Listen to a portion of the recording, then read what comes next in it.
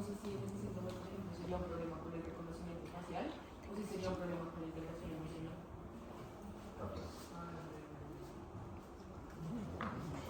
Hay una alteración del reconocimiento facial, pero es justamente la alteración de un quillo específico, que es cuando se da la falta de acceso a la información, que tú no puedes reconocer los rostros cuando después, pero no. El Crangulas es un síndrome neuropsiquiátrico, tiene que ver con la parte psiquiátrica también. Antes miraremos algo parecido cuando veamos la parte occipital, porque en la parte occipital hay un síndrome que se llama síndrome de Anderson. Y tiene que ver también con el reconocimiento o no reconocimiento de las etiquetas penales. Entonces, como decía la doctora, la prosopagnosia es la incapacidad para reconocer rostros. Pero además, estábamos hablando de esta parte que tiene que ver con el déjà vu y el jamais vu. Déjà vu, déjà es de Q, jamais vu, jamais de Q.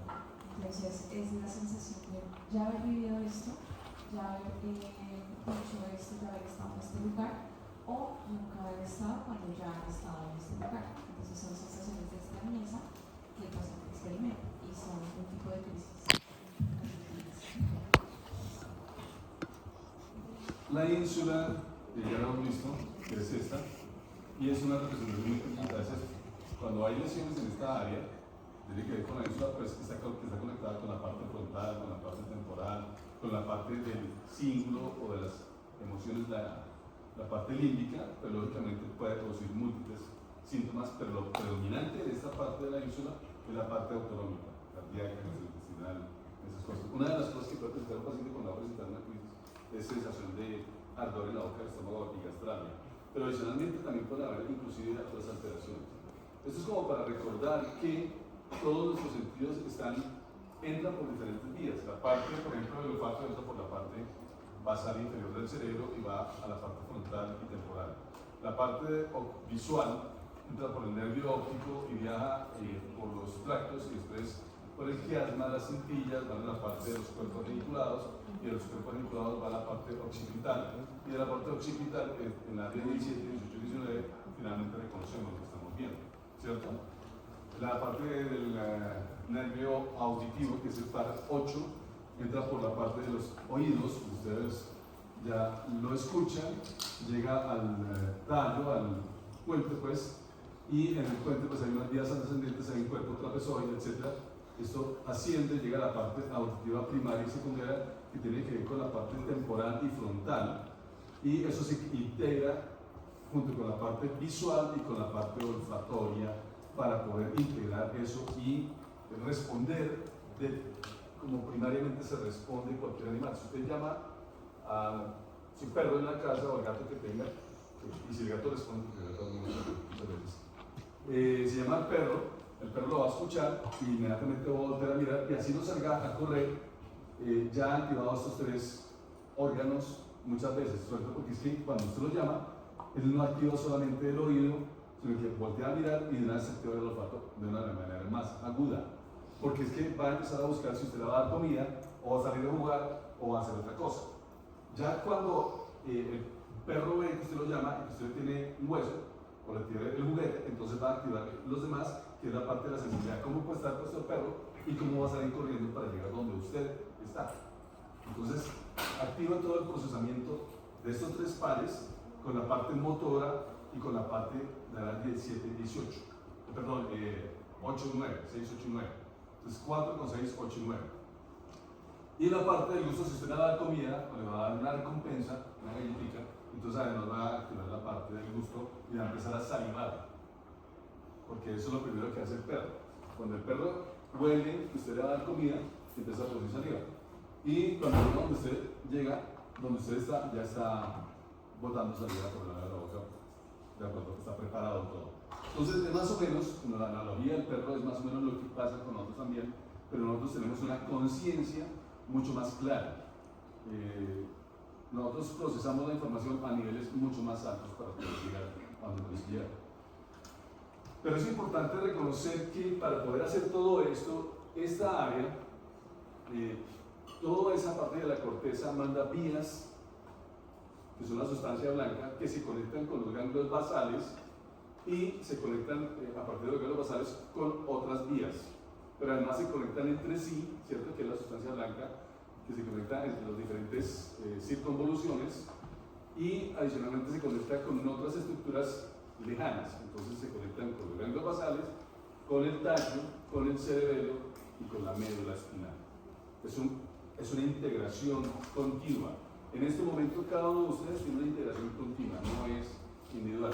Y estos son los ganglios basales. Esta es la cabeza del caudado, este es el putamen, que está conectado por aquí por unas vías que nosotros en este momento las vamos a cambiar aquí un poquitico, y por eso a esto se le llama el cuerpo estriado, ¿okay? Porque tiene unas estrías acá, pero además está conectado con el globo pálido, que aquí no se ve muy bien, el globo pálido externo y el globo pálido interno. Todo esto es el cuerpo estriado. Pero esta traje esta resonancia porque es que muchas veces no se ve toda esa estructura que es el tálamo. Y abajo del tálamo, en la parte inferior, está el subtálamo, la sustancia negra, el núcleo rojo. Pero además, aquí trae también porque es que aquí nos ubica espacialmente con esta área que es el esfenio del cuerpo calloso, que es importantísimo porque son vías que van de un lado a otro, pero me veremos más en detalle, y tiene unas comisuras anterior y tiene por aquí atrás una comisura posterior, que también integran un lado con el otro y que integran además todo esto con esta estación de relevo que es el tálamo. Y esta estación de relevo que además se conecta, todo esto también manda fibras que van para el cerebro y lo miraremos más adelante. Entonces, esto es una abrebocas para que se den cuenta que efectivamente esto no trabaja aislado. Esto ya lo vimos la semana pasada, ¿cierto? Pero aquí lo importante es que lo mismo, el lóbulo frontal, que es la parte no motora, o sea, no el área 4, 6, 8, 9, que es un área de lógica, raciocinio, pensamiento crítico, memoria a corto plazo, distractibilidad, es lo que nos ayuda a enfocarnos y a concentrarnos. Tiene un control conductual, ese control conductual es en la parte inferior y tiene una predicción de consecuencias. O sea, esta es la parte fría de nuestro cerebro, es lo que calcula cómo nos va a ir, es lo que nos dice si hago o no hago eso, planeando las cosas bien sin meterle emoción. Cuando usted le mete emoción, es una interferencia ya del área límbica, del área temporal, pero esto trabaja per se calculando absolutamente todas las variables. Entonces el que es más frío va a tener mejor raciocinio y el que es muy emocional, la misma emoción y la misma ansiedad va a interferir sobre esto y va a dominar. Ya se tenga todo muy bien calculado, las emociones se le pueden tirar absolutamente todo. Eso pasa, por ejemplo, cuando usted es demasiado nervioso, la persona es demasiado nerviosa y sabe todo lo que tiene que explicar al frente de un público, pero al pasar se bloquea completamente. Las emociones, la ansiedad o ese momento bloqueó la parte frontal del cerebro. Entonces, por eso es importante un equilibrio entre las diferentes áreas del cerebro para que nosotros tengamos la adecuada acción en el adecuado momento. Por ejemplo, si están en emergencias o en urgencias y recibe un paciente con una herida por arma de fuego en el abdomen, pero tiene otro con un infarto, entonces usted dice, bueno, ¿qué hago? ¿Me voy con el herido por arma de fuego o me voy con el infartado? Entonces ahí esos son puntos críticos que usted tiene que analizar muy racionalmente sin meterle tanta emoción, porque si usted se deja llevar por ese momento, por una de las situaciones, realmente no va a hacer nada de una manera adecuada. Entonces aquí lo primero es que uno cuando tiene un paciente con infarto, ¿qué es lo que tiene que hacer? Tiene que estabilizarlo. Se inicia cuando el manejo antiisquemia, oxígeno y se llama hemodinamia. Sí se puede hacer. Lo primero que hay que hacer es llamar y pedir ayuda. Eso es lo primero que hay que hacer, realmente. Mientras usted va diciéndole a la enfermera oxígeno, catéter 16, líquidos al 100, aspirineta, saturación, etc.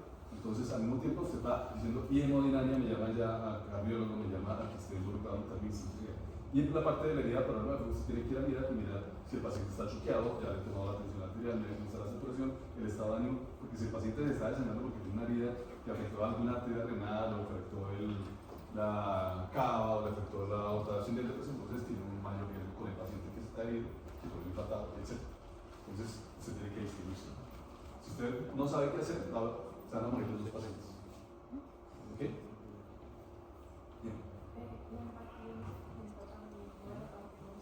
Claro. Es que esa parte, tú acabas de decir todo, pero esta corteza prefrontal en la parte, ¿se acuerdan de la de Phineas Gage? Hace 8 días lo hablamos, ¿no? Exacto. Cuando Phineas Gage tuvo la lesión en la parte basal, perdió la empatía. Para ser empáticos, ¿qué es la empatía? Primero que todo. Nada. ¿O sí? Sí. Poder como ver reflejado y hacer. Sí, Sí, no. Es que, y eso lo vamos a hablar más adelante, porque es que la empatía sí es en términos gruesos ponerse en el zapato del otro, pero tú no estás sintiendo nunca lo que siente el otro. ¿Ok? Eso no es posible. Entonces hay lo que se llama transferencia y contratransferencia. Transferencia es lo que el otro te transmite. Si el otro te transmite ansiedad, tú vas a terminar ansiosa como la otra persona que está frente. ¿Ok? Entonces tú tienes que saber manejar, tienes que ser empático y tienes que ir más allá de la ansiedad de esa persona. Exactamente, es con eso. Pero adicionalmente tienes que ir más allá. Entonces, tengo que, si tú te puedes poner y saber que están sus problemas, tienes que mirar cómo vas a manejar la ansiedad de esa persona para realmente ayudarla. ¿Ok? Es ir más allá de ponerse los zapatos del otro. ¿Listo? ¿Y la apatía qué es? La incapacidad. Es que hay una confusión, o sea, la empatía sí es ese término que tú estás diciendo, pero la apatía y la abulia son términos médicos en las que el paciente tiene pérdida del interés para iniciar alguna actividad, en fin. Entonces, apatía no es pérdida de empatía, sino esto otro. Porque esos dos términos se utilizan muy fácilmente socialmente, pero esto es de ir más allá. O sea, nosotros como médicos tenemos que ir más allá de la empatía y de la apatía. La apatía no es pérdida de la empatía. La apatía es la falta de iniciativa para hacer alguna actividad.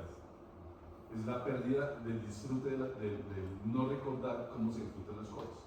La apatía es, por ejemplo, a ti te gustaba comerte, no sé, una chocolatina, y al siguiente año ya no te llama la atención, ya no. Y eso tiene que ver mucho con la parte frontal basal, porque eso le pasó a Phineas Gage. Aparte de eso, el paciente ya no sentía el deseo de ir a trabajar, esas ganas de ir a trabajar, lo que antes hacía con mucho gusto, pues que ya no lo hacía. Entonces, ¿cuál es la diferencia entre apatía y abulia? ¿Cuál es la diferencia de la apatía y la abulia? En la abulia es para realizar una acción en específico, o sea, un paciente abúlico no tiene motivación, digamos, para levantarse de la cama y hacer una cosa en específica. Pero, por ejemplo, si la abulia, o sea, su merced misma lo describe como una falta de motivación para hacer, entonces la apatía también vendría siendo... Sí. No. Sí, no. Es que aquí es donde las cosas bien importantes porque ahora ya tenemos que hilar más fino, ya no es tan así.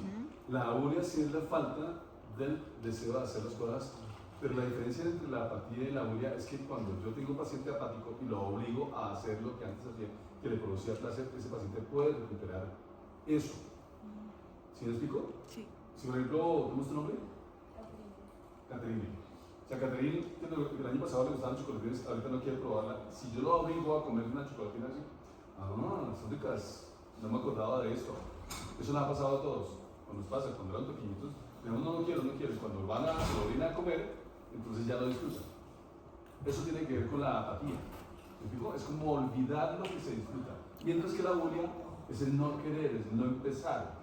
La abulia está muy relacionada con la depresión. Puede haber depresión sin apatía. ¿Me explico? Son términos bien estos. Lo que pasa es que ahorita no vamos a entrarnos en cada uno de estos porque si no, no avanzamos en esos términos. Bueno, dime. Claro. Ahora volvemos. Para todo esto, ya les dije la semana pasada que vamos a hablar más de conectomas y las diferentes funciones de las. ¿Cuántas áreas son las de Brodmann? ¿Cuántas? ¿Cuántas son ahorita? 47, 52, algunos ponen más, unos ponen menos. Y la parte de los conectomas son 152. Ayer hablamos con el doctor Hernández, que estaba creando un psiquiatra con una charla, era la de 128, pero en realidad son 152. Entonces, pero para llegar a esto, hay dos exámenes: la tomografía, que fue lo básico, después vino la resonancia de 1.5 teslas, había de 0.5, pues ya no hay, 3 teslas, 7 teslas. Aquí lo importante es que con los nuevos programas la definición ha mejorado muchísimo. Hay diferentes secuencias como T1, T2, FLAIR, difusión, fiesta, DWI. Todas estas son programas donde en la resonancia se puede ver la corteza y la sustancia blanca de una u otra manera, y donde podemos ver inclusive los vasos sanguíneos y podemos ver inclusive líquidos cefalorraquídeos de diferentes maneras. Y eso nos ha ayudado a que pasemos a una resonancia funcional. La resonancia funcional es ya activación de ciertas áreas del cerebro de acuerdo a lo que queremos investigar o enfocarnos. Eso miremos ahorita ejemplos. Está la tomografía por emisión de positrones, la tractografía, los conectomas. Para hacer tractografía y conectomas, por ejemplo, tenemos que tener DWI de la resonancia. Está la espectroscopía. La espectroscopía lo que hace es medir la cantidad de metabolitos en el cerebro. No se ven imágenes, sino se ven curvas de esos metabolitos. También está la electroencefalografía, el potencial P300, la videotometría, que es un electroencefalograma donde además se filma al paciente durante horas. En Estados Unidos conectan a un paciente, lo pueden tener 15 días. Y hay muchos sistemas con los cuales miramos no solamente las partes del cerebro, sino la función del cerebro, que es lo que ahora tenemos que enfocar. Esto, por ejemplo, es una resonancia con diferentes secuencias, donde aquí lo que se busca es resaltar gran parte del núcleo basales, y aquí está nuevamente el núcleo rojo, la sustancia negra, los cuerpos vinculados laterales que se ven por estos lados.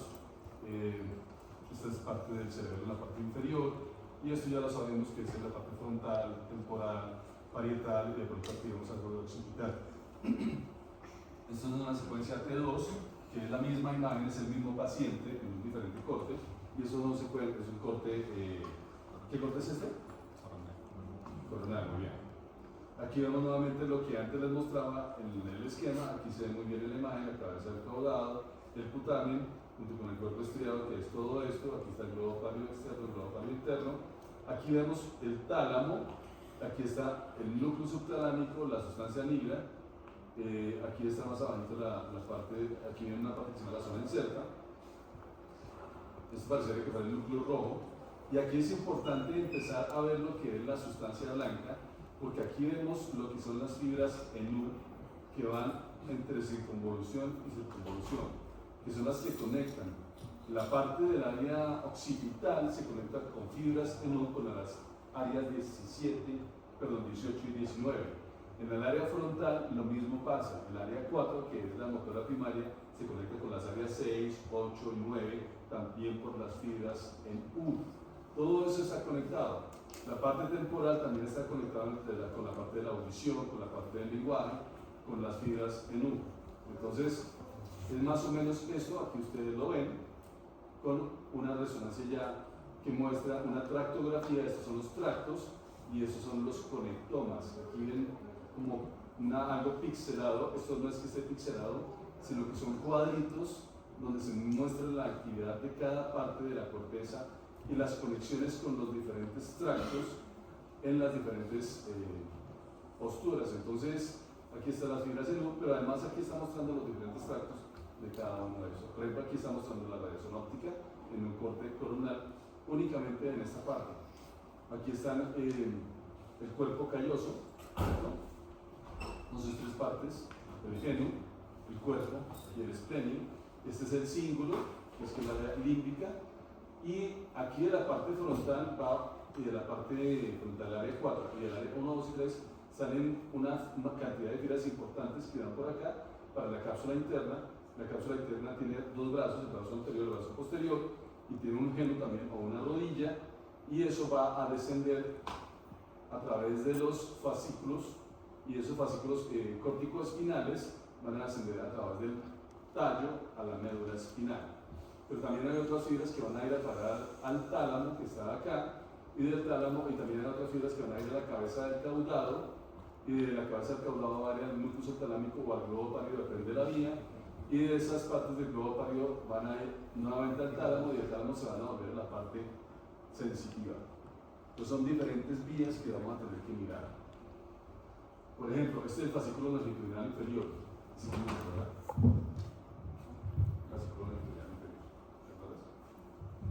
El fascículo longitudinal inferior nos conecta la parte visual con la parte temporal y con la parte frontal. Y eso nos ayuda a reconocer lo que estamos viendo. Ahora bien, esto es un espectro cerebral. Un espectro cerebral nos mira la actividad del cerebro en diferentes porciones, ¿cierto? Lateral, esta es la lateral izquierda, esta es la lateral derecha. Mira que hay unas diferencias importantes en la actividad de la corteza de ese espectro. En la parte medial también hay un poco de diferencias para cada uno de los dos hemisferios. ¿Ok? Estos son estudios de metabolismo. En los estudios de metabolismo vemos la captación de ciertos trazadores o la actividad de ciertos trazadores. Estos son, por ejemplo, un ejemplo de, para la redundancia, del doctor Hernández que nos daba ayer, donde se compara un cerebro sano con un cerebro de un paciente o una persona que consume cocaína o consume drogas y el daño progresivo que hay. Lo mismo pasa así como se hace en una gamografía cardíaca, también se hace como una gamografía a nivel del cerebro. Este es un SPECT donde hay una paciente con una función normal del cerebro y miren lo que pasa cuando hay un trastorno de pánico. Hay un bloqueo completo hacia la parte frontal, que era lo que les comentaba previamente. Si usted llega aquí adelante y se pone a hablar y se paniquea, miren cómo se anula. Entonces, van integrando lo que estamos hablando. Estos son la actividad, ¿qué área es esta? ¿Qué creen que es esto? Es bien lindo. Ese es el hipocampo.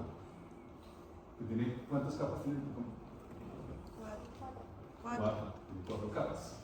Esas capas del hipocampo se ven muy activas porque el hipocampo, cuando estamos despiertos e incluso cuando estamos dormidos, es unas capas que son pequeñas pero son muy integradoras y casi nunca funcionan. ¿Por qué están activas cuando dormimos? Las capas del hipocampo. Durante el sueño se lleva a cabo el procesamiento de las memorias como intensamente, que mientras la persona duerme van tomando unos recuerdos y van guardándolos en un área que permite que se dé la memoria a largo plazo. Muy bien, perfecto, así es. Con el ejemplo estuvo muy bien. Y eso está activo todo el tiempo porque es que además uno sueña con lo que ha vivido o con lo que se imagina. Si usted se imagina un monstruo y usted es bueno para ir a monstruos y todas las cosas, probablemente va a soñar con eso también. ¿Okay? Es como las alucinaciones. Uno alucina, les dije la semana pasada, con lo que ha visto o con lo que se ha imaginado. Pero uno nunca imagina, nunca alucina con algo que no se ha imaginado. Así que sus alucinaciones cuando, si de pronto, o bueno, la alucinación de algún abuelo que esté con una demencia, alucina probablemente, y si ve monstruos es probablemente porque alucina con algo que ha imaginado antes. En el Parkinson, por ejemplo, con lo que más alucinan los pacientes es con insectos, con niños, con personas, con culebras, básicamente es con arañas, y esos son las alucinaciones que presentan. Pero además está esta activación, esta integración, y está esta integración que es la tractografía con las diferentes actividades. Entonces ya integramos no solamente la tractografía de los cometomas, sino con áreas de metabolismo y de consumo de glucosa y de oxígeno. Por ejemplo, esto es un estudio que se hizo donde se activó, donde se integraron diferentes neuroimágenes, como este abajo, que es un PET, donde se muestra la actividad cerebral más intensa en la parte de arriba. Hay 128 regiones del cerebro, como les dije antes previamente, que están estudiadas para predecir la edad cronológica del paciente.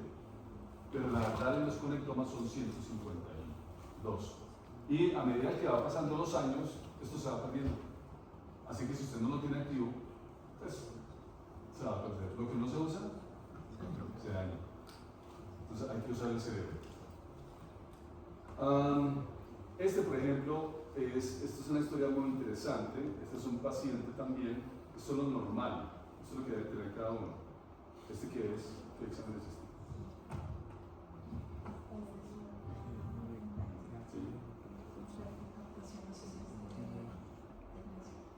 puede ser como Perfecto. sí, exactamente. Entonces, estos metabolismos en los PETs se pueden utilizar diferentes sustancias para captar diferentes estructuras. En el Parkinson hacemos esto, y es que le damos fluorodopa al paciente para mirar qué tan activo está ese. ¿Qué núcleo es este? El estriado, ¿sí? Este es el estriado. Este es el que va a ser caudado, este es el putámino. Aquí están las estrías, aquí se ve mucho más conectado. Eso es lo normal que se ve en un paciente que tiene consumo por anfetaminas o por betafetaminas. Puede pasar esto y es que se daña y aparece parkinsoniano. De hecho, hay una historia en un laboratorio de azúcar, una fiesta que terminó mal, una fiesta de todas. ¿No? Es una historia muy interesante porque en el año 78, en plena época de los alucinógenos, hechos en laboratorio lo hace cualquiera y cualquier laboratorio, no es difícil. Y cuenta la historia que un estudiante de medicina, no es que cuente, sino que está publicado. Un estudiante de medicina quiso ir a su laboratorio, en el sótano de su casa, donde tenía ya algunos preparados, y en plena fiesta quiso preparar algo para los amigos y él. Y preparó algo que se llama MPTP. ¿Qué es? El MPTP es una sustancia que lo que hace es bloquear irreversiblemente y dañar los receptores de la dopamina. Entonces el tipo se chupó eso y quedó parkinsoniano. Llegó a urgencias y como nunca nadie había visto algo parecido, se murió. Pero dentro de las personas que estaban en la fiesta y los médicos que estaban en, esto fue en Boston, en Los Ángeles, California, pasó algo igual.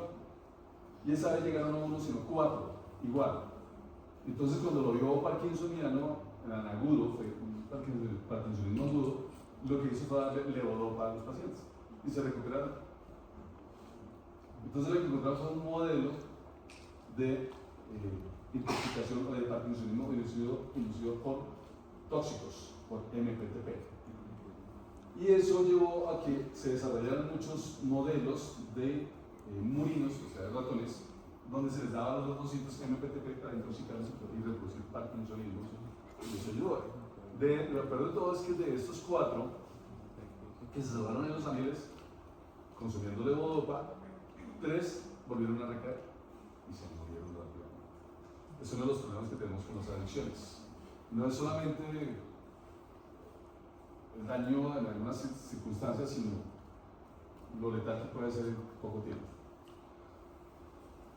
Eso son más o menos imágenes que utilizamos, ¿no? ¿Para qué? Esas imágenes las utilizamos para poder evaluar, o más bien mirar cómo están no solamente nuestra corteza, sino las vías que van a través de todo esto, la sustancia blanca, que van a integrar diferentes aspectos. Entonces, esta es la corteza motora y este es el homúnculo motor. Área 4, ¿cierto? De eso vienen varias vías o varios fascículos o fibras de sustancia blanca que van a ir, se van a formar en esto que se llama la corona radiada, ¿cierto? Y de la corona radiada van a salir, se van a empaquetar como unos cables, van a ir al tracto corticoespinal y van a pasar por una parte que se llama la cápsula interna en el brazo posterior. Al mismo tiempo que les van cortando la parte motora, imagínense la parte sensitiva, pero esa parte sensitiva va a estar empaquetada desde el área 1, 2 y 3, va a ir ascendiendo por el brazo anterior. ¿Listo? El brazo anterior es la parte sensitiva, el brazo posterior es la parte motora. Mientras que esta desciende, el otro va ascendiendo. Este es el... ¿Qué es esto? Muy bien, bestial. Aquí vienen los... aquí está el ovario interno, externo, y aquí este núcleo, ¿cómo se llama? Este que está acá. No, porque ahora está acá. Ayer lo vimos en la cirugía. Entonces aquí está el subtálamo. Este es el subtálamo. En el subtálamo en la parte lateral del subtálamo, pasa en la cápsula interna, el brazo posterior. Nosotros operamos aquí esto. Ese es el sitio de implantación de los electrodos para Parkinson. Si yo coloco un electrodo muy cerca de la cápsula interna, cuando vaya a prender ese electrodo para estimular, para producir corriente, voy a agarrar esto y va a producir una postura tetánica, porque voy a estimular esta vía. Entonces, cuando yo opero un paciente, tengo que alejarme de esto, de esa vía. El problema es que esto tiene 4 milímetros más o menos. 4 o 5 milímetros. Entonces es pequeñitico, entonces tengo que darle un poco. Además, este núcleo subtalámico, al igual que el globo ovárido, al igual que el caudado, tienen una representación somatotópica. O sea, en este núcleo caudado hay 3 áreas. Tienen que aprendérselas. Está el área asociativa, que tiene que ver con la memoria. Está el área límbica, que tiene que ver con las emociones. Y está el área motora. El área motora está en la parte dorsolateral de ese núcleo. Y en esa parte dorsolateral es donde yo tengo que poner el electrodo para que el paciente me responda. Cuando va bajando ese tracto corticoespinal, el esqueleto va subiendo, este es el brazo posterior de la cápsula interna, desciende acá y llega al, ¿esto qué es? El mesencéfalo, ¿cierto? Esta es la sustancia negra, se están ubicando. Este es el brazo conjuntivo o pedúnculo cerebral. Muy bien, este es el pedúnculo cerebral. Por ahí es por donde va pasando la vía descendente, pero también la vía ascendente. En esta parte del mesencéfalo se compacta y aquí aquí se divide un poco, y en la parte anterior del puente, ¿qué es esto? Se pone anterior, aquí hay varios núcleos, ¿no? Está el tercero, el cuarto, ¿cierto? El sexto, aquí está séptimo, octavo y noveno, y viene por esta parte anterior, desciende del puente hasta la parte superior de la médula oblonga, ¿cierto? Aquí están qué pares, 10º, 11 y 12. Y en esta parte de la médula oblonga, en la parte superior, sigue derecho, pero en la parte inferior de la médula oblonga se decursa y pasa al otro lado. Y aquí es donde, por eso sentimos y movemos el lado contralateral con el hemisferio contralateral. Entonces, el lado izquierdo me mueve el hemicuerpo derecho y el lado derecho me mueve el hemicuerpo izquierdo. El 90% de las fibras pasan al otro lado o se decursan, se llama la decursación, y pasan acá en la parte medial y posterior, lateral y posterior. Y el 10% siguen derecho. Menos. Entonces, pero lo más importante es que se va a decursar y va a bajar por las vías corticoespinales. Y de ahí van a salir por las raíces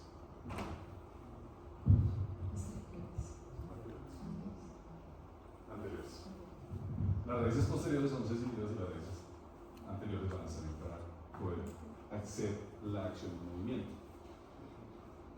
Las raíces posteriores, entonces, al contrario, van a recibir las vías sensitivas, van a subir y van a hacer más o menos el mismo trayecto que con el que le otro bajo para llegar hasta la parte sensitiva. ¿Van integrando? Ok. Esto es más o menos lo mismo en el área motora primaria. Y aquí está el frontal eye field, que son área 6, algo de área 8. Y esto tiene que ver con la parte de los movimientos oculares. ¿Hacia dónde? ¿Hacia arriba, hacia abajo, hacia el lado? Hacia los lados. De hecho, ya hemos hablado de este caso clínico, ¿no?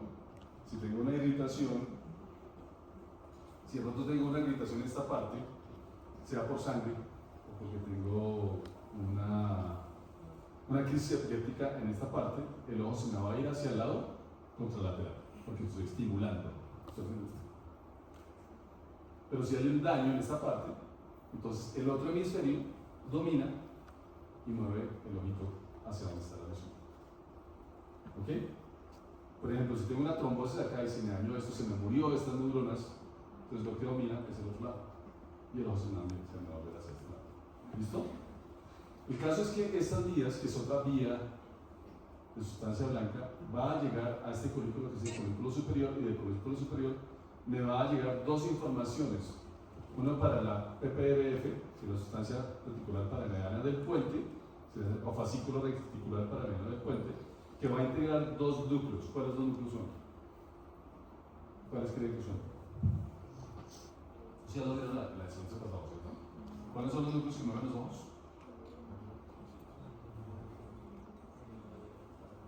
Tranquilos.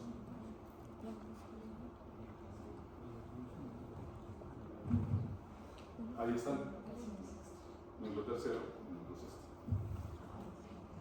Esta sustancia reticular paramediana del puente es la que me va a coordinar si yo miro con ambos ojos hacia un lado o hacia otro. Si tengo dañada esa sustancia reticular paramediana del puente, pues puede ser que yo quiera mirar hacia la derecha con un ojo y el otro ojo se me queda quieto. O viceversa. ¿Ok? Entonces, esta medida también puede afectarse y puede producir varias alteraciones, pero esto aquí es fundamental y eso lo verán después. El caso es que aquí está mi recto externo, el recto medio para poder coordinar la mirada hacia un lado o hacia otro. No depende solamente de esto o de acá de los núcleos, sino que la parte frontal es la que me va a decir si miro hacia un lado o hacia otro. Si quiero mirar hacia arriba o hacia abajo, entonces es otra parte del cerebro. ¿Cuál es? La parte parietal. En la parte parietal está el frontal eye field vertical.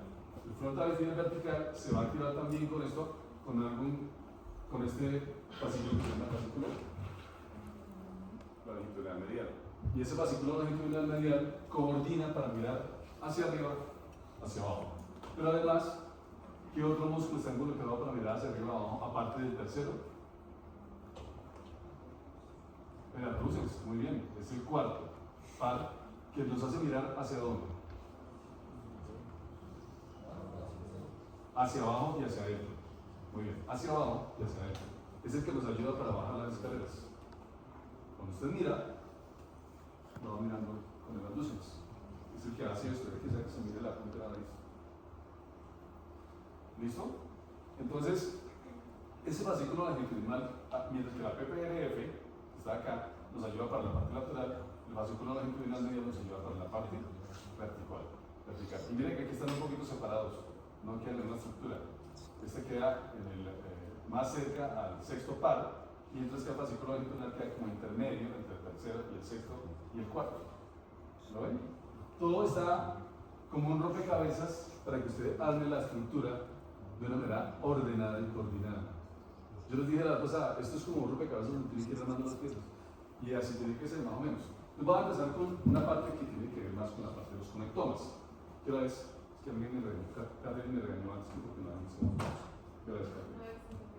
Entonces paremos 8 minutos a las 10, a las 9, a las 10.